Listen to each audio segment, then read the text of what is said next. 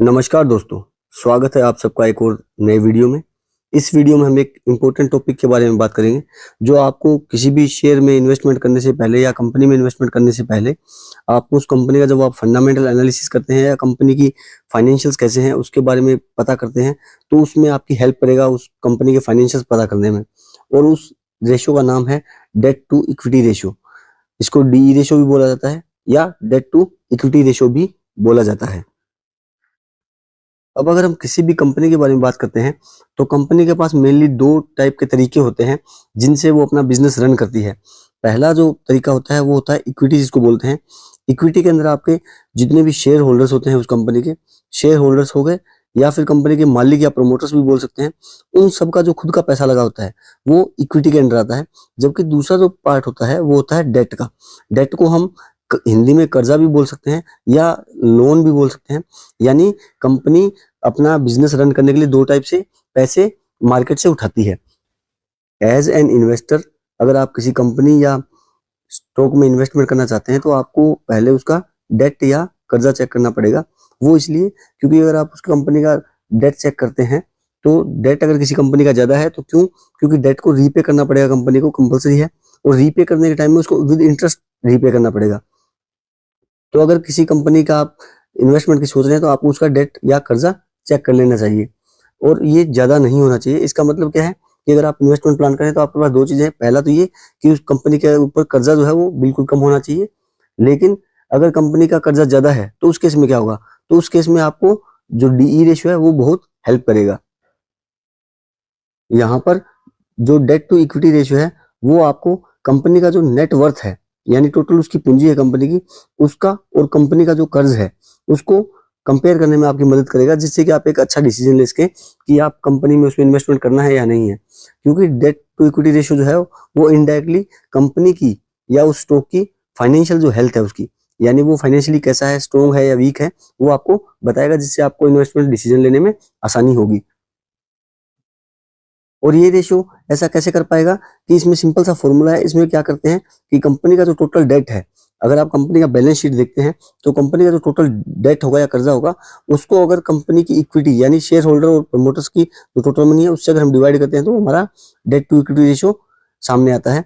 और date to equity ratio जो है वो बताएगा कि कंपनी के जो कुल कर्जा है या लोन है वो कंपनी के जो टोटल ओनर्स और शेयर होल्डर्स का जितना पैसा खुद का लगा हुआ है उस कंपनी में उसके मुकाबले में कम है या ज्यादा है। और अगर किसी कंपनी के अंदर डेट टू इक्विटी रेशियो ज्यादा है या लोन ज्यादा है और उसका जो शेयर होल्डर का और उसका इक्विटी का पार्ट जो है वो कम है, तो इसका मतलब क्या है कि उसको रीपेमेंट करने का जो लायबिलिटी है वो ज्यादा बढ़ जाता है, और वो भी इंटरेस्ट के साथ में। साथ ही साथ debt to equity ratio company का, जैसे हमने बात की कि फाइनेंशियल हेल्थ के बारे में बताता है, तो अगर किसी कंपनी की फाइनेंशियल हेल्थ हमें पता लग जाती है कि वो वीक है या स्ट्रॉन्ग है, तो हमें इन्वेस्टमेंट का डिसीजन आसानी से ले सकते हैं। क्योंकि हमको एज ए इन्वेस्टर या शेयर होल्डर हमको उसी कंपनी में इन्वेस्टमेंट करना है जहाँ पे उस कंपनी का जो फाइनेंशियल हेल्थ है वो अच्छा हो, प्रोमिसिंग हो, जो आगे जाके हमको रिटर्न कमा के दे। क्योंकि जिस कंपनी का फाइनेंशियल हेल्थ अच्छा होगा वही कंपनी अपने इन्वेस्टर को पैसा कमा के देगी फ्यूचर के अंदर, और जो फाइनेंशियली वीक होगी वो आने वाले दिनों में मुश्किलें पैदा कर सकती है अपने इन्वेस्टर्स के लिए। जब डी रेशियो कैलकुलेट कर लेते हैं तो दो ही केस हो सकते हैं, या तो कंपनी का जो डेट टू इक्विटी रेशियो वो कम होगा अगर उसका लोन कम है या डेट पार्ट कम है, या फिर हाई होगा।